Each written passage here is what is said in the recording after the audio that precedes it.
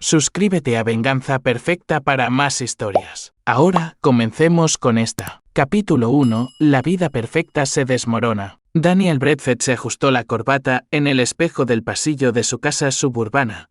La misma rutina que había seguido durante 8 años de matrimonio. La luz de la mañana se filtraba a través de unas cortinas caras en las que Jennifer había insistido, cortinas que ahora parecían burlarse de él con su prístina perfección. Todo en esta casa gritaba éxito, las encimeras de mármol, las fotos familiares dispuestas con esmero, los dibujos de los niños pegados con imanes al refrigerador de acero inoxidable. Pero la perfección, había aprendido Daniel, a menudo era una ilusión. Papá. Emma Bradford, de 8 años, bajó corriendo las escaleras, sus coletas rubias rebotando. Detrás de ella, Michael, de 6 años, la seguía con más cautela, agarrando su dinosaurio de peluche. Buenos días, princesa. Daniel atrapó a Emma en un abrazo de oso, inhalando el aroma de su champú de fresa. Estos momentos puros y sin complicaciones con sus hijos, eran lo único que lo mantenía con los pies en la tierra últimamente. Mamá está otra vez al teléfono, susurró Emma en tono de conspiración. Ha estado hablando con ese hombre de la voz aterradora. La mandíbula de Daniel se tensó imperceptiblemente. André Velázquez. Incluso los niños habían notado el cambio en su madre en los últimos 6 meses. Lo que no sabían era que su perfecta vida suburbana estaba construida sobre cimientos que se desmoronaban bajo sus pies. La señora Bradford los llevará hoy a la escuela, anunció Celeste Zimmerman, su niñera interna, al entrar en la cocina. Celeste llevaba 3 años con la familia y Daniel siempre había apreciado su discreción. Últimamente, esa discreción se sentía más como un silencio incómodo. Jennifer apareció en la entrada de la cocina,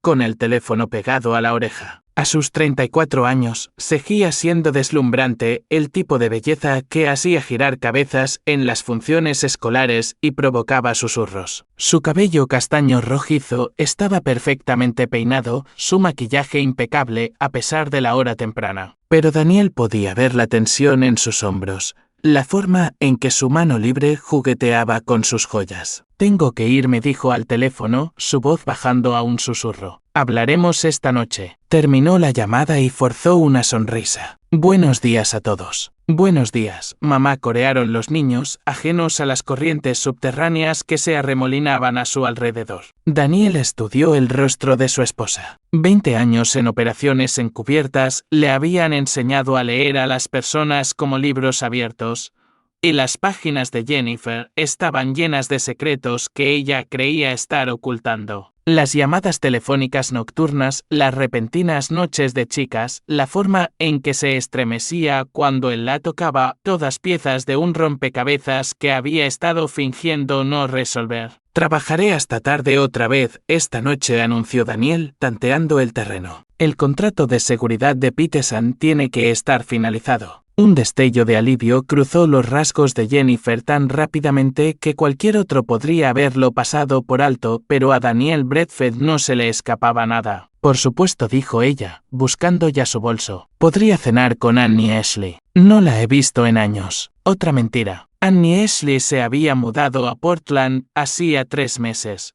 Un hecho que Jennifer aparentemente había olvidado mencionarle. Después de que la familia se dispersara, Jennifer para dejar a los niños en la escuela, Celeste para hacer recados, Daniel se quedó en la cocina, mirando la foto familiar en el refrigerador. Había sido tomada la Navidad pasada, los 4 sonriendo a la cámara, envueltos en el cálido resplandor de las luces navideñas. Hace 6 meses, cuando todavía creía en la ilusión. Su teléfono vibró, un mensaje de texto de su socio, Mitchell McMahon. La información llegó. No te va a gustar. La firma de consultoría de seguridad de Daniel Bradford Associates era una fachada legítima para servicios más especializados. Cuando los ejecutivos corporativos necesitaban resolver problemas discretamente, cuando las familias adineradas requerían una protección que iba más allá de la seguridad estándar, llamaban a Daniel. Su carrera de 20 años en la división de actividades especiales de la CIA le había dado habilidades que se traducían bien al sector privado y contactos con los que la mayoría de la gente solo podía soñar. Mitchell había sido su socio durante 5 años,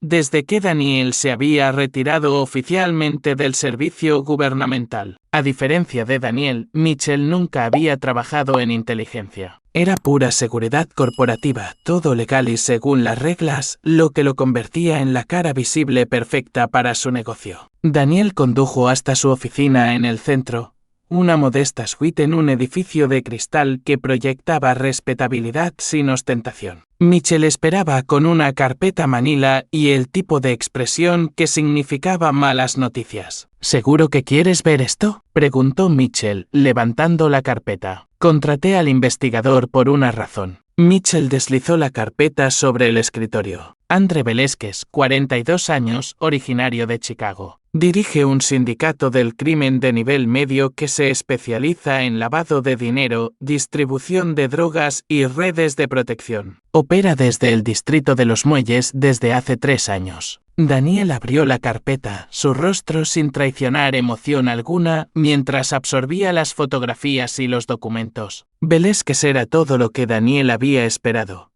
Trajes caros, joyas de oro, el tipo de imagen cuidadosamente cultivada que gritaba dinero nuevo y ambición peligrosa. Se pone peor, continuó Mitchell. Lleva saliendo con tu esposa 4 meses. Empezaron justo después de que ella contratara a su equipo para renovar esa boutique que ha estado hablando de abrir. La boutique. El último proyecto apasionado de Jennifer, aquel por el que había estado misteriosamente entusiasmada. Daniel se había ofrecido a financiarlo él mismo, pero ella había insistido en encontrar inversores independientes. Ahora sabía por qué. Hay más, dijo Mitchell a regañadientes. El investigador dice que Velázquez ha estado haciendo preguntas sobre ti, específicamente sobre tu pasado y tus habilidades. Daniel cerró la carpeta con cuidado. ¿Qué tipo de preguntas? Del tipo que sugiere que sabe que eres más que un simple consultor de seguridad. Del tipo que sugiere que está planeando algo. Por un momento, la oficina quedó en silencio, excepto por el zumbido del aire acondicionado. La mente de Daniel ya estaba corriendo a través de posibilidades, contingencias, escenarios potenciales. En el campo, lo llamaban juegos de guerra, la capacidad de pensar 3 movimientos por delante de tu enemigo. Hay algo más, dijo Mitchell. El investigador cree que Velázquez podría estar planeando actuar contra ti pronto. Muy pronto. Define pronto. Quizás días. Quizás horas. Daniel se puso de pie, enderezándose la chaqueta. 20 años de operaciones encubiertas le habían enseñado muchas cosas, pero quizás la más importante era esta. Cuando alguien amenaza a tu familia, no esperas a que den el primer paso. ¿A dónde vas?, preguntó Mitchell. A casa, respondió Daniel.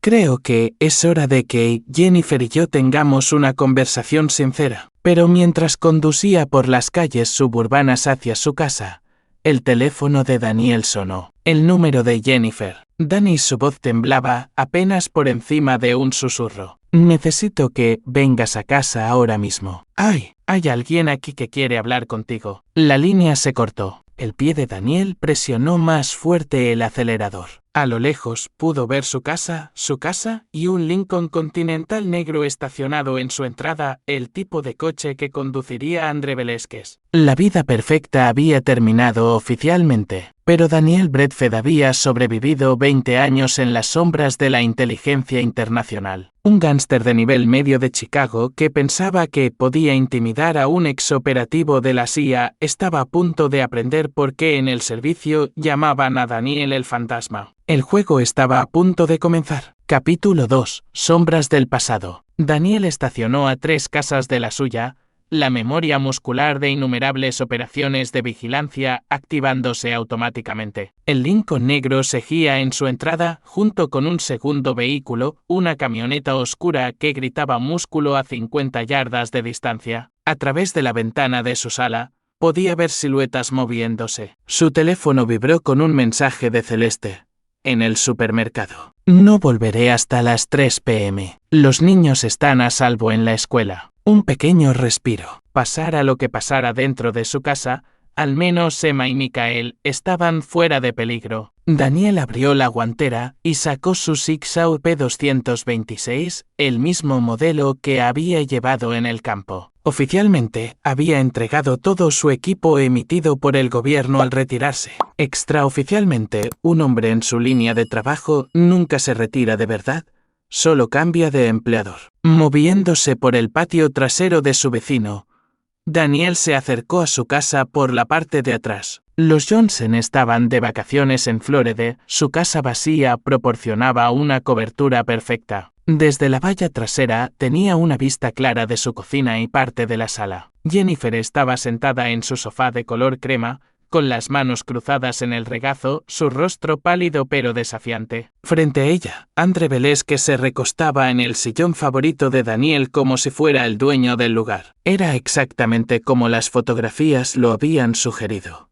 40 y tantos años, piel aceitunada, ropa cara que no podía ocultar del todo al depredador que llevaba dentro, reloj de oro, cadena de oro, dientes de oro cuando sonreía. Otros dos hombres flanqueaban la habitación. El más grande, construido como un linebacker, estaba cerca de la ventana delantera. El segundo, flaco y nervioso, caminaba cerca de la entrada de la cocina. Ambos estaban armados, con pistoleras de hombro visibles bajo sus chaquetas. Daniel podía leer la escena como una evaluación táctica. Velázquez estaba confiado, relajado. Esto no era un secuestro ni un allanamiento de morada. Era una demostración de poder, una exhibición. El gángster quería que Daniel entrara a su propia casa y los encontrara allí.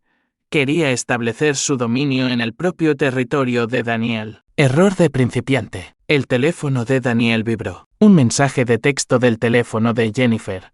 Pero él sabía que no lo estaba enviando ella. Entra. Es hora de hablar como hombres. En lugar de entrar por la puerta principal como Velázquez esperaba, Daniel se deslizó por la ventana del sótano. Un punto de entrada que había preparado años atrás como parte de sus protocolos de seguridad personal. El sótano estaba terminado, pero rara vez se usaba y se conectaba a su oficina en casa a través de una puerta oculta detrás de una estantería. Su oficina estaba exactamente como la había dejado esa mañana, pero contenía secretos que Jennifer nunca había descubierto. Detrás del panel falso de su escritorio, Daniel recuperó una segunda arma, una radio táctica y, lo más importante, un archivo que a Velázquez le resultaría muy interesante. El archivo estaba etiquetado como Chicago Outfit, operaciones actuales y contenía inteligencia que Mitchell le había ayudado a compilar durante el último año.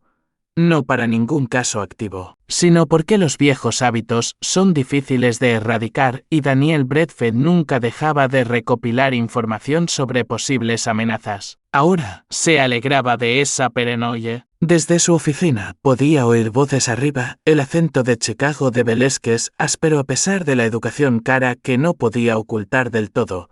La voz de Jennifer, más aguda de lo habitual, estresada. Te dije que ya estaría aquí, decía Velázquez. Quizás tu marido no es tan duro como sugiere su reputación. No lo conoces, replicó Jennifer. Y a pesar de todo, Daniel sintió una punzada de orgullo por la firmeza en su voz. Oh, pero sí que lo conozco. Daniel Bradford, exdivisión de actividades especiales de la CIA. 20 años de trabajo sucio antes de pasarse al sector privado. Lo llamaban el fantasma porque podía hacer desaparecer a la gente sin dejar rastro. La voz de Velázquez llevaba un matiz de respeto mezclado con desafío. Pero eso fue entonces. Ahora es solo otro padre suburbano que juega a ser consultor de seguridad. Daniel sonrió sombríamente. La inteligencia era precisa pero incompleta. Velázquez conocía su carrera en la CIA, pero no su re actual, no los favores debidos y las deudas que podía cobrar. El gángster operaba con información anticuada. Era hora de corregir esa desventaja. Daniel activó su radiotáctica y envió un mensaje codificado a Mitchell, nido comprometido. Ejecutar protocolo Fénix. El protocolo Fénix era su sistema de comunicación de emergencia,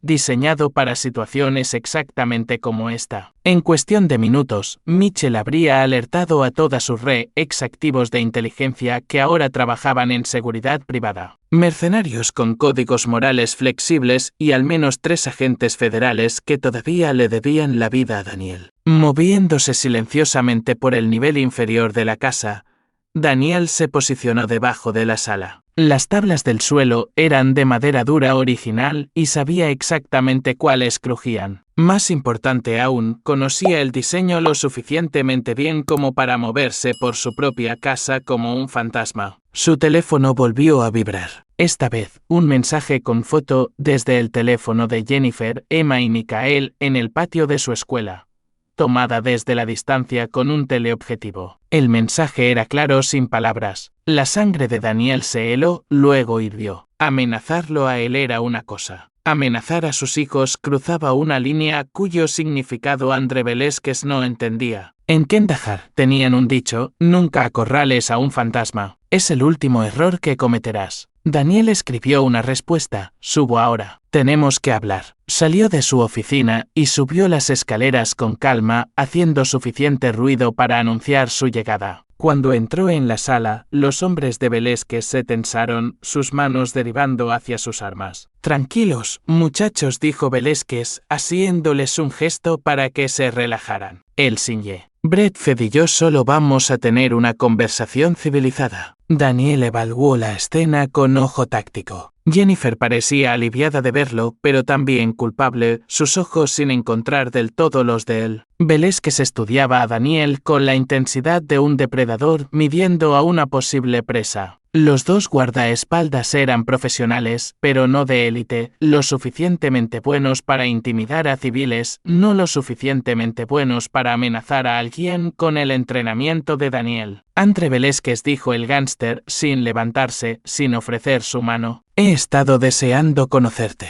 No puedo decir que el sentimiento sea mutuo, respondió Daniel, moviéndose para pararse detrás del sofá donde estaba sentada Jennifer, lo suficientemente cerca para protegerla, lo suficientemente lejos para mantener la movilidad táctica. Siéntate, Bradford, tenemos asuntos que discutir. Me quedaré de pie. La sonrisa de Velázquez no llegó a sus ojos. Sabes, la mayoría de los hombres en tu posición serían un poco más cooperativos, especialmente considerando las circunstancias. La mayoría de los hombres en mi posición nunca han tenido que extraer a un rehén de un bastión talibán, replicó Daniel con calma. Una perspectiva diferente sobre lo que constituye una amenaza real. La temperatura en la habitación pareció bajar varios grados. La actitud casual de Velázquez se endureció y sus hombres se movieron nerviosamente. ¿Crees que esto es una broma? Velázquez se inclinó hacia adelante. ¿Crees que soy un matón de poca monta al que puedes intimidar con historias de guerra? Creo que eres un operador de nivel medio de Chicago que ha cometido el error de traer un cuchillo a un tiroteo, dijo Daniel. También creo que tienes unos 30 segundos para explicar lo que quieres antes de que esta conversación tome un giro que no disfrutarás. Dani, por favor, comenzó Jennifer, pero Velázquez la interrumpió con un gesto. Lo que quiero es simple, dijo Velázquez. Tu esposa quiere el divorcio. Estoy aquí para asegurarme de que no causes ninguna complicación. Daniel miró a Jennifer, que todavía no podía mirarlo a los ojos. ¿Es eso cierto, Jan? Yo. Tragó saliva. Sí, quiero el divorcio. Entonces deberías habérmelo pedido, dijo Daniel en voz baja. No necesitabas traer matones a nuestra casa. Mira, ahí es donde te equivocas, intervino Velázquez. Jennifer me lo contó todo sobre ti, tu pasado, tus habilidades, tus conexiones. Le preocupaba que no te tomaras bien la noticia, así que le pidió a su novio que me amenazara en mi propia casa. Prefiero pensar en ello como proporcionar seguridad durante una transición difícil. Daniel estudió el rostro de Velázquez, leyendo las microexpresiones que la mayoría de la gente pasaba por alto. Confianza, sí, pero también algo más, anticipación. Esto no era solo por Jennifer o el divorcio. Se trataba de algo más grande. ¿Qué es lo que realmente quieres, Velázquez? La sonrisa del gángster se ensanchó. Hombre listo. Jennifer me dijo que eras listo. Metió la mano en su chaqueta y Daniel se tensó, pero Velázquez solo sacó un sobre Manila. Quiero que eches un vistazo a esto. Lanzó el sobre a la mesa de café. Daniel lo recogió, lo abrió y inmediatamente comprendió por qué Velázquez estaba tan confiado. Fotografías. Daniel entrando en un almacén en el distrito de Los Muelles hace 6 meses. Daniel reuniéndose con Ernesto Eibey, un conocido traficante de armas. Daniel aceptando un maletín de Craig Schwartz, un lavador de dinero que había estado en la lista de vigilancia del FBI durante años. Todas reuniones de negocios legítimas para contratos de seguridad legítimos, pero fotografiadas sin contexto, parecían algo completamente diferente. Un seguro, explicó Velázquez, por si decides no cooperar. Daniel dejó las fotos con cuidado. Esto no prueba nada. No tienen por qué. A los fiscales federales les encantan las narrativas. Bradford, exoperativo de la CIA que se ha vuelto malo, usando sus conexiones para tratos ilegales de armas, lavado de dinero. Incluso si no pueden probarlo en el juicio, la sola investigación destruiría tu negocio, tu reputación, tu libertad. Ahora Daniel lo entendía. No se trataba de Jennifer, se trataba de eliminarlo como una amenaza potencial para las operaciones de Velázquez en la ciudad. El divorcio era solo una conveniente tapadera. ¿Cuáles son tus condiciones?, preguntó Daniel. Simple. Firmas los papeles del divorcio, le das a Jennifer todo lo que quiere y desapareces. Cambias de ciudad, cambias de carrera, cambias de vida. A cambio, estas fotos desaparecen y todos se mantienen sanos. ¿Y si me niego? La sonrisa de Velázquez se volvió depredadora. Entonces las fotos van al FBI. Y esos hermosos hijos tuyos podrán visitar a papá en una prisión federal. Suponiendo que papá sobreviva lo suficiente como para ir a juicio. La amenaza flotaba en el aire como humo. Daniel podía sentir los ojos de Jennifer sobre él. Podía sentir el miedo que emanaba de ella. Se había metido en un lío con Velázquez, pero ahora estaba atrapada con la misma seguridad que él. Necesito tiempo para pensarlo, dijo Daniel. Tienes las 24 horas. Velázquez se levantó, abotonándose la chaqueta. Mañana por la noche, a la misma hora. Me das una respuesta, o yo tomaré la decisión por ti. Los tres hombres se dirigieron hacia la puerta principal, pero Velázquez se detuvo en el umbral.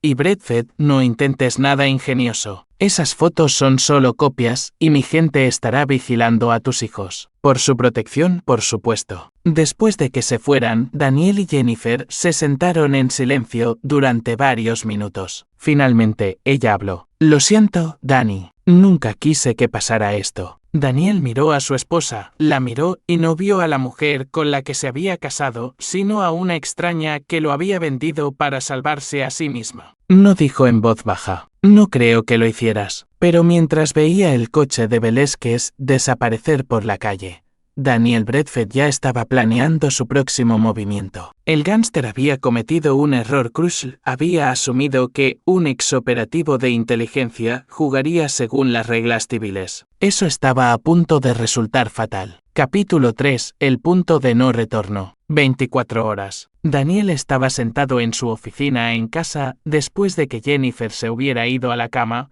estudiando las fotografías que Velázquez había dejado. Cada imagen estaba tomada profesionalmente, el tipo de trabajo de vigilancia que requería paciencia y recursos. Esto no era el producto de un jefe criminal local con suerte. Era organizado, metódico, caro, lo que significaba que Velázquez tenía respaldo. Un respaldo serio. Daniel abrió su portátil seguro y accedió a bases de datos que oficialmente no existían. Su retiro de la CIA había sido amistoso y ciertos privilegios de acceso se habían pasado por alto durante su proceso de salida.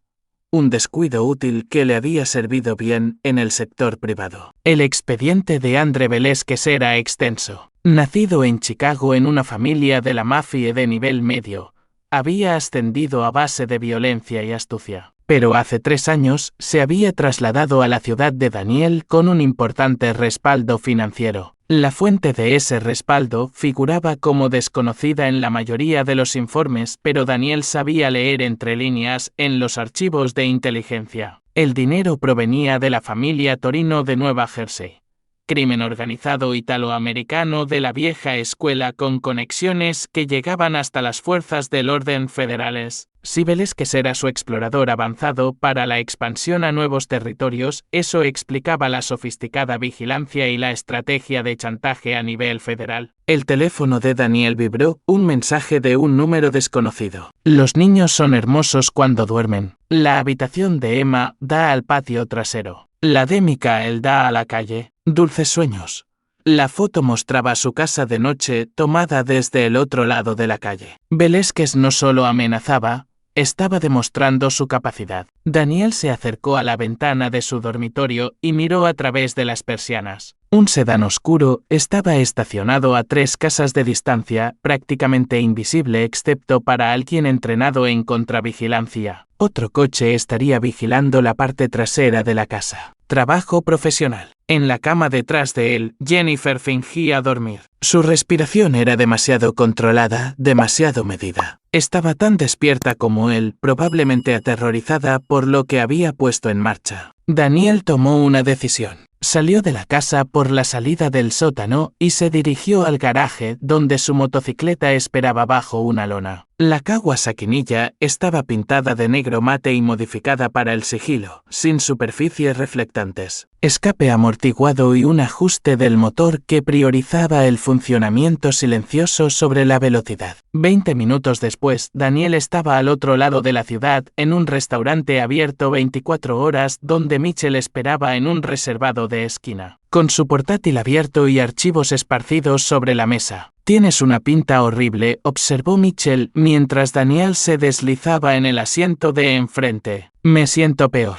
«¿Qué has encontrado?» Mitchell giró su portátil. Andre Velázquez no es solo un trasplantado de Chicago. Está conectado con la familia criminal Torino de Nuec. Llevan 5 años buscando expandir sus operaciones hacia el oeste. Me lo imaginaba. ¿Y las conexiones locals? Ahí es donde se pone interesante. Mitchell mostró una serie de fotografías. ¿Recuerdas al concejal William Conway? El que ha estado impulsando la remodelación del paseo marítimo. Daniel reconoció la cara, un político local con ambiciones de alcalde y reputación de conseguir las cosas por medios cuestionables. Conway se ha estado reuniendo regularmente con Velázquez durante los últimos 6 meses, continuó Mitchell. Siempre en el Hotel Riverside, siempre en el mismo comedor privado. Mi fuente en la seguridad del hotel dice que discuten contratos de construcción, sindicatos y permisos de envío. Están montando una red logística, se dio cuenta Daniel.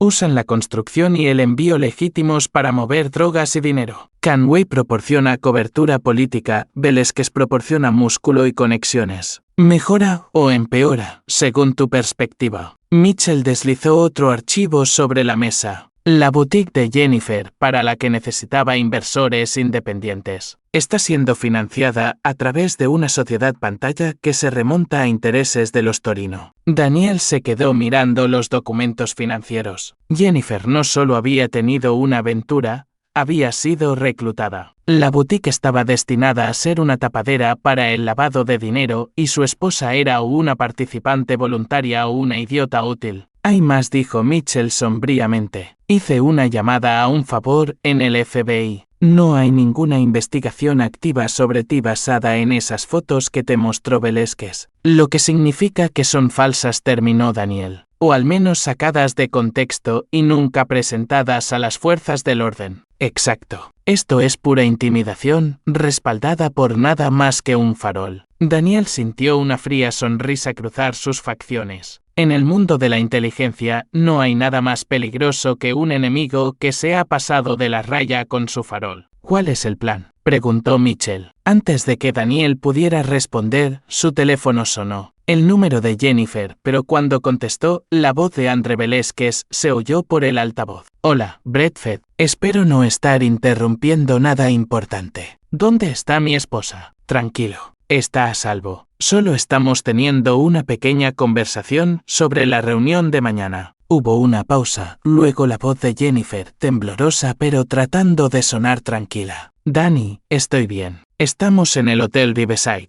Solo quiere hablar. La línea se cortó. Daniel cerró el teléfono y miró a Mitchell. Cambio de planes. Tienen a Jennifer. Esto está escalando rápido. Quizás deberíamos llamar a la policía. No. La voz de Daniel era plana, definitiva. La participación de la policía significa atención mediática, investigación federal y meses de procedimientos legales. Para cuando termine, Jennifer podría estar muerta y los niños serían objetivos de represalias. Entonces, ¿qué hacemos? Daniel se levantó poniéndose la chaqueta. Le recordamos al Sinje. Velázquez, ¿por qué la CIA no recluta en clases de manejo de la ira? El Hotel Riverside era un establecimiento del centro que atendía a viajeros de negocios y albergaba eventos políticos para recaudar fondos. Construido en la década de 1920, tenía el tipo de elegancia del viejo mundo que lo hacía popular entre la gente que quería proyectar respetabilidad mientras realizaba negocios cuestionables. Daniel y Michelle entraron por el vestíbulo sin llamar la atención con su atuendo de negocios. Los comedores privados estaban en el tercer piso, accesibles por ascensor o escaleras de servicio. Daniel eligió las escaleras. ¿Estás seguro de esto?, susurró Michelle mientras subían. Hace 20 años, extraje a un traficante de armas ruso de un complejo fortificado en Chechenia, respondió Daniel. Esto es un hotel en el centro de América. Estoy seguro. El pasillo del tercer piso estaba alfombrado en un rojo intenso, con accesorios de latón y pinturas al óleo que gritaban gusto caro. Daniel podía oír voces detrás de la puerta de la sala Wellington, el lugar de reunión favorito de Velázquez, según la inteligencia de Michelle. ¿Cuántos hostiles?, preguntó Michelle. Daniel pegó la oreja a la puerta, filtrando el ruido ambiental para concentrarse en las voces individuales. 4, quizás 5. Velázquez, Jennifer y al menos otros 3. ¿Plan? Tú te quedas en el pasillo. Si sale alguien que no sea yo o Jennifer, retrásalo. Daniel le entregó a Michelle un pequeño dispositivo que parecía una tarjeta de hotel. Anulación de servicios de emergencia. Activa la alarma de incendios y bloquea los ascensores. Nos da una ventana de 10 minutos antes de que responda la seguridad del hotel. ¿Y si la seguridad del hotel aparece antes? Diles que eres del departamento de bomberos. La placa está en el maletín. Michelle miró el maletín que Daniel había traído. No quiero saber qué más hay ahí dentro, ¿verdad? Probablemente no. Daniel sacó su zigzag y le acopló un silenciador, no del tipo silencioso de Hollywood que hace que las películas sean poco realistas, sino suficiente para amortiguar el sonido en una habitación alfombrada. Miró su reloj, las 2:17 am. El hotel estaría prácticamente vacío, excepto por el personal nocturno y los insomnes en el bar. La puerta de la sala Wellington era de roble macizo con herrajes de latón, diseñada más por elegancia que por seguridad. Daniel podría forzar la cerradura, pero eso llevaría tiempo y haría ruido. En su lugar, llamó. Servicio de habitaciones, dijo en una voz ligeramente más aguda que su registro normal. Unos pasos se acercaron a la puerta. Daniel se posicionó en un ángulo en el que quedaría parcialmente oculto cuando la puerta se abriera. No pedimos nada, dijo una voz grave a través de la puerta. Cortesía de la gerencia, señor. Champán y aperitivos para la fiesta del Signe. Velázquez. Una pausa, luego el sonido de un cerrojo girando. La puerta se abrió 6 pulgadas, revelando a un hombre corpulento con una pistolera de hombro. El entrenamiento de Daniel se activó automáticamente. Evaluar, atacar, neutralizar. El hombre vio el arma de Daniel una fracción de segundo demasiado tarde para reaccionar. Daniel golpeó con la culata de su pistola, un golpe preciso en la sien que derribó al guardaespaldas al instante. Sostuvo el peso del hombre y lo bajó silenciosamente al suelo. Dentro de la habitación, Velázquez presidía una mesa de caoba, gesticulando expansivamente con una copa de brandy.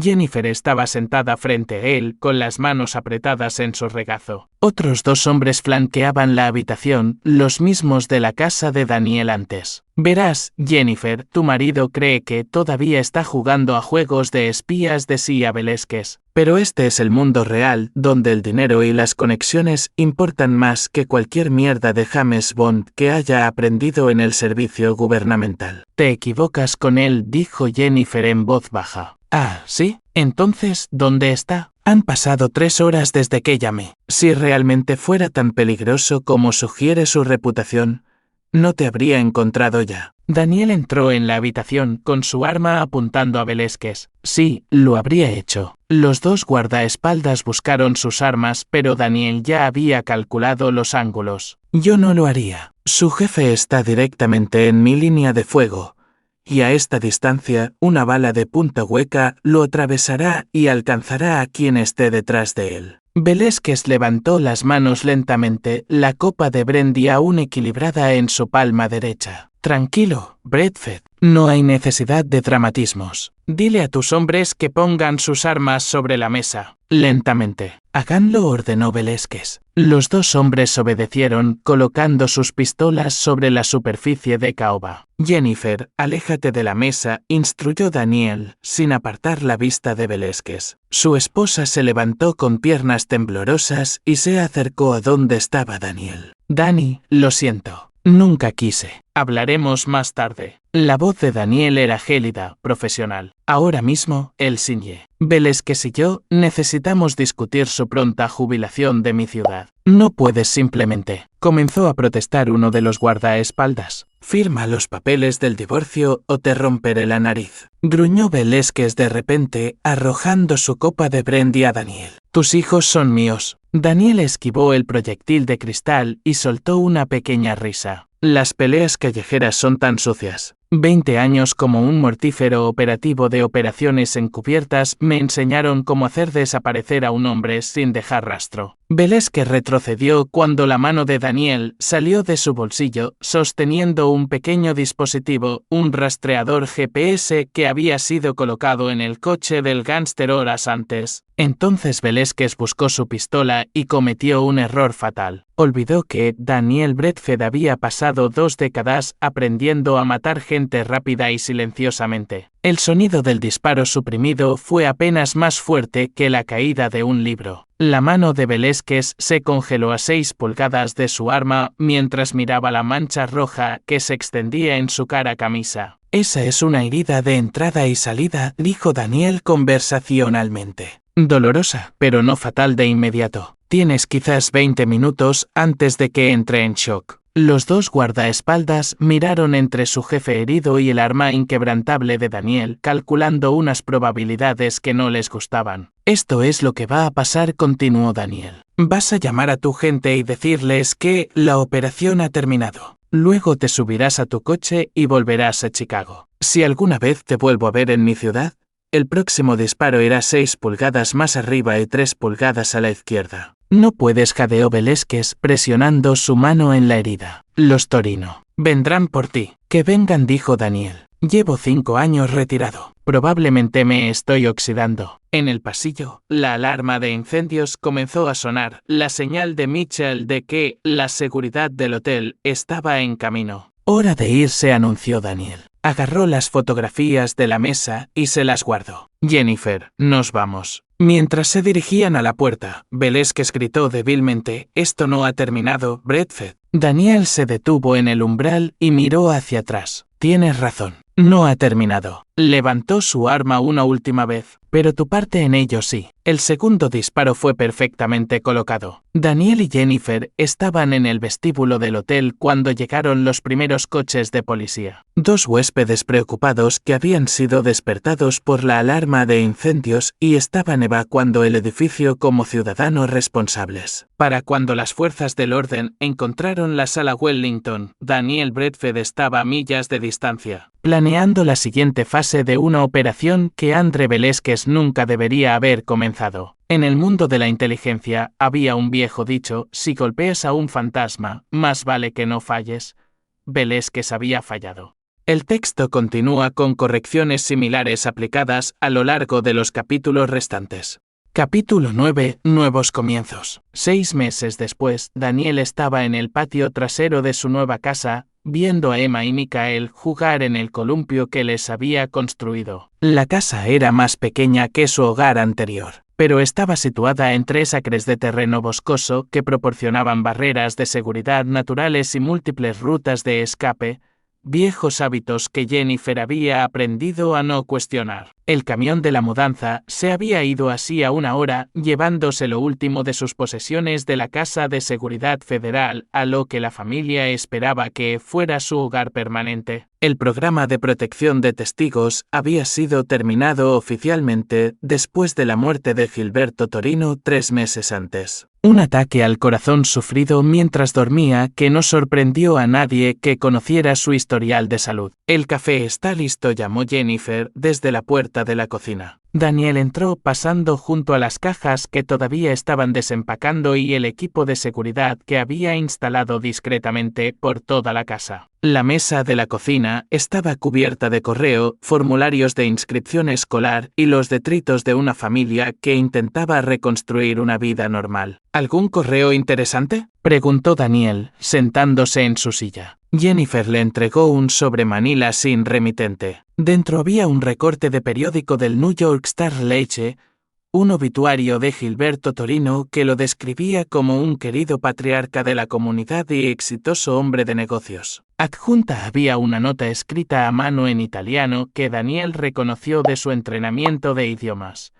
Il debito è grave stato pagato. La deuda ha sido pagada. ¿Qué es?, preguntó Jennifer. Nada importante, respondió Daniel, archivando mentalmente la nota. La organización Torino había cumplido su palabra. No había habido más amenazas, ni cazarrecompensas, ni llamadas a medianoche. La guerra había terminado de verdad. Su teléfono sonó. El número de Michelle. Buenos días, socio. ¿Cómo te trata la vida doméstica? Como un arresto domiciliario con mejor café, respondió Daniel. ¿Cuál es la situación en la oficina? Ajetreada. Muy ajetreada. Aparentemente, se ha corrido la voz sobre nuestras actividades recientes. Tenemos 3 nuevos contratos esta semana, todos de alta seguridad, todos muy bien pagados. A Daniel no le sorprendió. En el mundo de la seguridad privada, enfrentarse con éxito al crimen organizado era el tipo de creador de reputación que conducía a un negocio exponencialmente mayor. Bradford Associates ahora recibía consultas de corporaciones multinacionales, gobiernos extranjeros e individuos adinerados que querían el mismo nivel de protección que había mantenido a salvo a la familia de Daniel. ¿Alguno de ellos interesante? Todos ellos. Pero hay uno que podría atraerte particularmente. ¿Recuerdas a Victor Club? Daniel se quedó muy quieto. Club está muerto. Lo maté yo mismo en Afganistán. Su hermano no lo está. Dimitri Club se ha hecho cargo de lo que queda de la operación de tráfico de armas de la familia,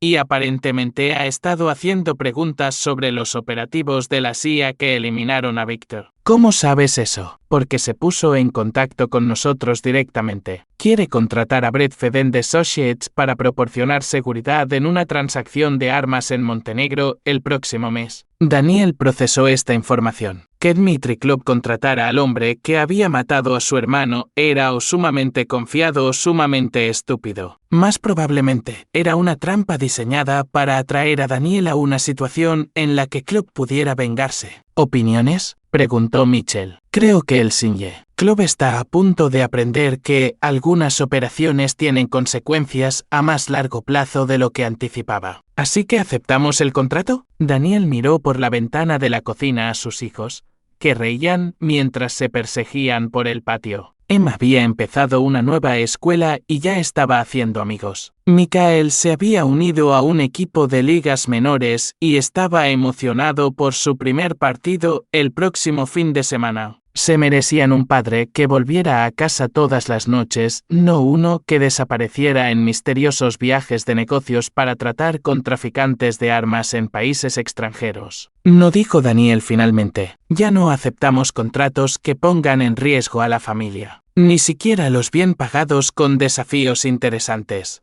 Especialmente esos. Después de terminar la llamada, Daniel encontró a Jennifer en su dormitorio, desempacando ropa y ordenándola en el vestidor. Había estado más callada de lo habitual durante la mudanza, y él podía sentir que algo le pesaba. ¿Qué te preocupa?, le preguntó. Ella se sentó en el borde de la cama, sosteniendo una de sus viejas placas de condecoración de la CIA. ¿Alguna vez te arrepientes? ¿Dejar esa vida, convertirte en solo otro consultor de seguridad suburbano? ¿Tú te arrepientes de dejar a André Velázquez por solo otro marido suburbano? La pregunta quedó en el aire por un momento antes de que Jennifer sonriera, la primera sonrisa genuina que le había visto en meses. Entendido. Pero en serio, Dani, eras importante en ese mundo. Marcabas la diferencia. Ahora marco la diferencia. Solo que una más pequeña y personal. ¿Es suficiente? Daniel consideró la pregunta. 20 años de operaciones internacionales, misiones clasificadas y situaciones de vida o muerte habían sido reemplazados por consultorías de seguridad corporativa, verificaciones de antecedentes y la ocasional investigación de fraude de seguros. Sobre el papel parecía un paso atrás significativo, pero cuando Emma entró corriendo en el dormitorio para mostrarles un dibujo que había hecho de su nueva casa, cuando Michael pidió ayuda con sus deberes de matemáticas, cuando Jennifer se durmió a su lado sin las pesadillas que la habían atormentado durante meses, esos momentos se sentían más importantes que cualquier operación de la CIA que hubiera completado jamás. Sí, dijo, es suficiente. Esa noche, la familia cenó junta en la nueva mesa de su cocina. Emma habló de su maestra, quien pensaba que probablemente era la persona más amable del mundo. Michael describió su práctica de béisbol con dramáticas recreaciones de su técnica de recepción. Jennifer anunció que había encontrado un trabajo a tiempo parcial en una galería de arte local, un empleo legítimo que no tenía nada que ver con el lavado de dinero o novios criminales. Mientras recogían los platos, el teléfono de Daniel vibró con un mensaje de un número desconocido. Barbacoa familiar el domingo. Toda tu familia invitada. Dirección adjunta. Padre MC. Padre Marco Case. El sacerdote de la iglesia de San Antonio. De alguna manera, el anciano clérigo había localizado la nueva dirección de Daniel y le extendía una invitación a lo que parecía ser una reunión comunitaria. ¿Qué es?, preguntó Jennifer, notando su expresión. Una invitación a una barbacoa de la iglesia. ¿Vamos a ir? Daniel miró alrededor de la cocina de su nuevo hogar.